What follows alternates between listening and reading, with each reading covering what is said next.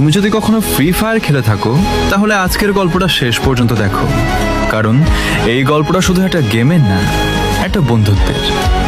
কয়েকদিন আগের রাতে পুরনো ফ্রেন্ড লিস্ট ঘাটছিলাম, হঠাৎ একটা আইডি চোখে পড়ল। নামটা দেখে বুকটা ধক করে উঠল।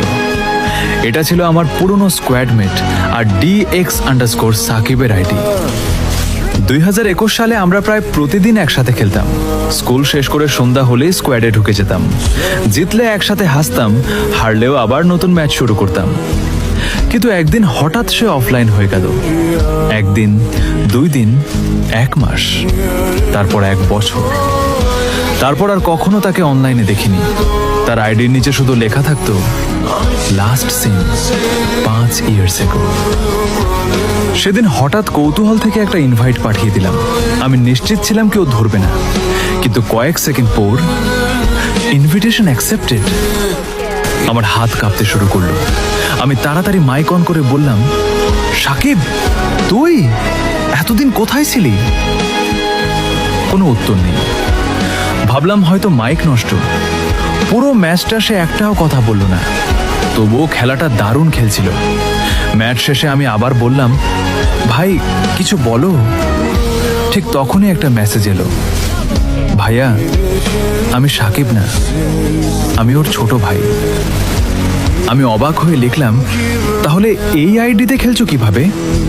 সে উত্তর দিল, আজকে আলমারি পরিষ্কার করতে গিয়ে ভাইয়ার পুরনো ফোনটা পাই, অনেক কষ্টে চালু করে এই আইডিতে লগ ইন করেছি। আমি জিজ্ঞেস করলাম, সাকিব কোথায়? কয়েক মিনিট কোনো উত্তর এলো না। তারপর একটা মেসেজ, ভাইয়া আমার বড় ভাই 2021 সালেই মারা গেছে। মুহূর্তের মধ্যে আমার পুরো শরীর নিস্তব্ধ হয়ে গেল।